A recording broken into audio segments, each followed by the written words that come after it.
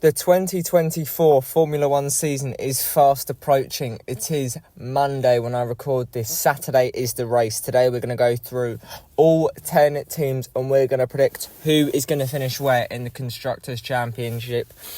I will be doing lots of Formula 1 content over the course of this season. This is my first time watching Formula 1 every week since 2021. I don't know, the past two seasons just haven't really felt the same. My favourite driver is Tsunoda, by the way, before anyone thinks that I'm a Verstappen hater.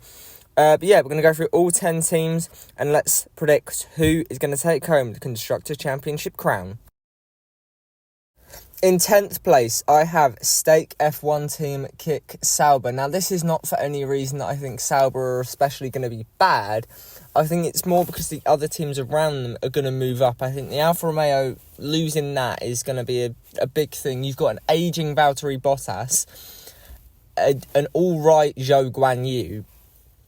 I think Valtteri Bottas will probably retire at the end of this year. I do like the livery, but I don't know, before Audi come into Formula 1, I feel like Sauber are going to fall on some dark times. They will be competitive. I don't think they'll be bringing up the rear by any means, as in P20 and P19 every year. I think they'll be fighting. It's just I don't think they'll be getting many points, but they'll be just below P9. In P9 is MoneyGram Haas F1 team. Now, Günther Steiner is gone after 8 years. Again, this is a bit like Sauber. I just think all the other teams are stronger and are going in the right direction a bit more than Haas. Haas, for me, I don't know, just an ageing Hülkenberg, an ageing Magnussen. I feel like they need someone new in the team, maybe someone like Oliver Behrman next year. They did well in 22, fell back in 23. I don't know, Haas just sort of, they seem to be content on just being on the grid and they never feel like they actually want to go for it. But I feel like we could see a battle between Haas and Sauber, really, for P9. And again, I don't think Haas will score many points this year, but I think they'll have just about enough to get past Sauber and finish in 9th.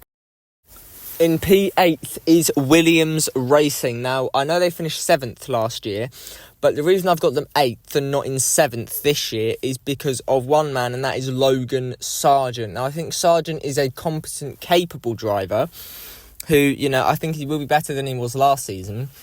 But I don't know. I think Albon having to fight Ricciardo, Tsunoda, some of these guys on his own isn't going to help him because Sargent will probably be fighting the Hasses and the Saubers, whereas Albon will be looking up, and that's not going to help.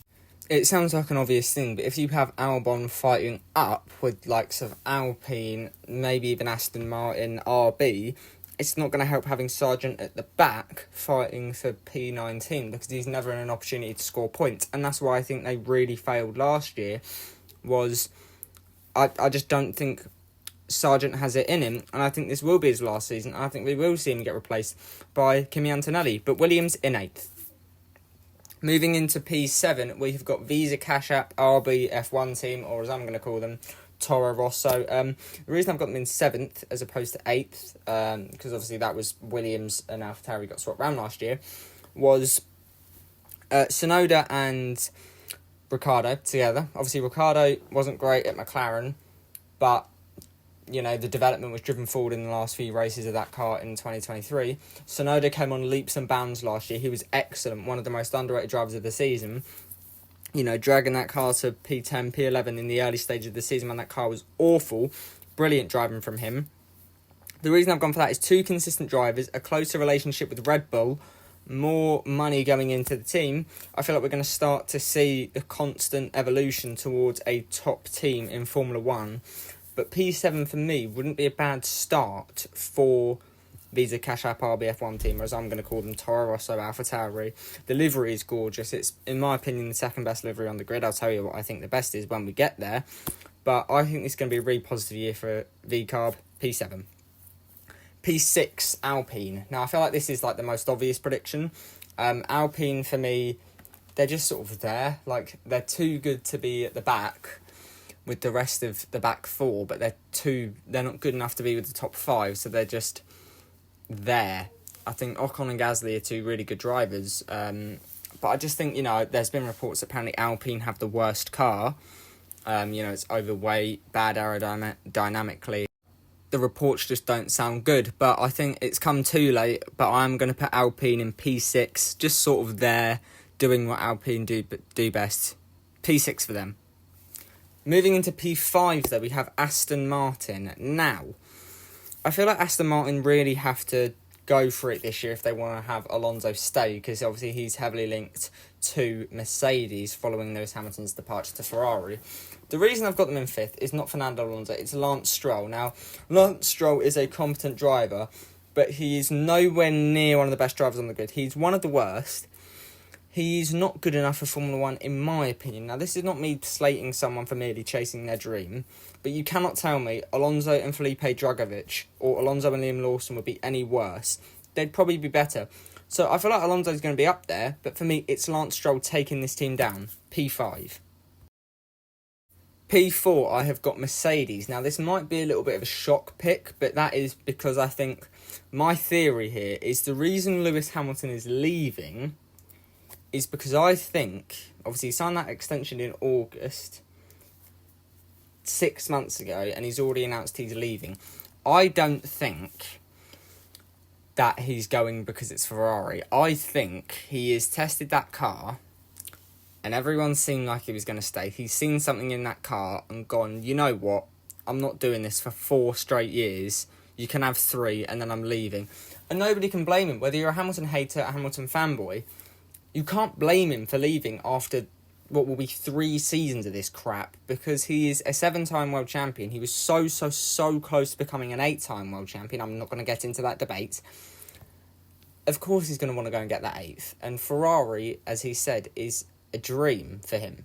So it doesn't shock me that he's choosing to go to Ferrari. I think this would be a really... Russell had a poor year last year. Hamilton was great last year. I don't know, I feel like Mercedes, they've got a worrying year. They've got a gorgeous livery, though. Best livery on the grid by far. I love how the silver goes into the black. But unfortunately, nice liveries aren't going to win your points, aren't going to win your races, aren't going to win your titles. They're just going to make you look nice doing it.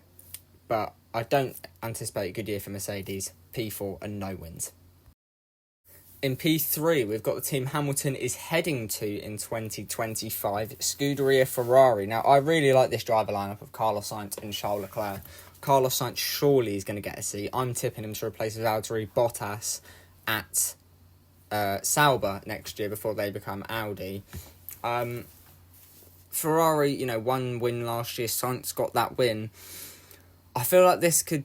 I think the reason that this is going to stop them from getting second is because I think Sainz and Leclerc are going to get into it a little bit here and there because Sainz is leaving, so he's not going to have anything to fight for, really. Or he's fighting for his career. He's not really important at Ferrari at this point.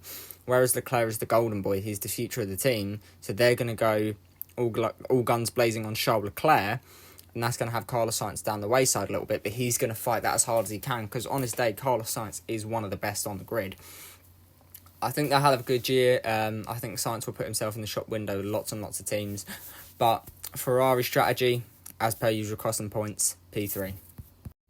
In P2, and my runners-up, it is McLaren. Now, I really like this pairing of Oscar Piastri and Lando Norris. I think McLaren have got a lineup for the next 5, 6, 7, 8 years. They've got real stability at the team. The one thing McLaren need to do, and what they have done for the past 2 seasons, really, since these aero changes, are start very, very poorly and look like a backmarker team. Then towards the end of the season, they're right up there with the front. If they can have that consistency from the whole season long, Lando Norris and Oscar Piastri, they're 2 perfect drivers to have in the team because they're going to fight for you. Piastri 3 podiums and a sprint race win in his debut campaign, the 3rd greatest rookie season of all time behind Jacques Villeneuve and Lewis Hamilton. Lando Norris, we know how good he is. I'm expecting big things from McLaren this year. I'm expecting 4 wins, I think 3 or 4 wins. I don't think we're going to see Red Bull dominance, but Red Bull are going to be the team in P1. Because my champions for 2024, of course, it's Red Bull Racing. What can you say about Red Bull? Max Verstappen and that Red Bull car are just working in such unison at the moment. there is no way Max Verstappen does not win this year's World Championship. I would be stunned if he didn't. I think it'd honestly be one of the biggest upsets in the history of the sport. 19 race wins last year for Max Verstappen alone. But Perez is the one where I think it could... I almost put McLaren in first because I think Perez is going to have a very poor year. He's going to get dropped, but Red Bull will retain the Constructors' title. But those are just my predictions. Let me know yours down in the comments section below. If you want to see any other videos, lots of Formula 1 content coming up on the channel. I'm planning to do race previews for all the races if I can. I will be back on Thursday for Bahrain Grand Prix preview and predictions. Let me know who you think is going to finish where in the standings. Thank you all for watching. Have a great day. I hope you enjoy the race. Remember, it's Saturday this weekend. Thank you for watching, and I will see you soon. Let me tell you, wanna see you fly, way up on my side, till the day I die, we're heading for the silver line. Let me tell you, wanna see you move, cause there's room for two, every day, every night, we turn up to 9-9. Hey.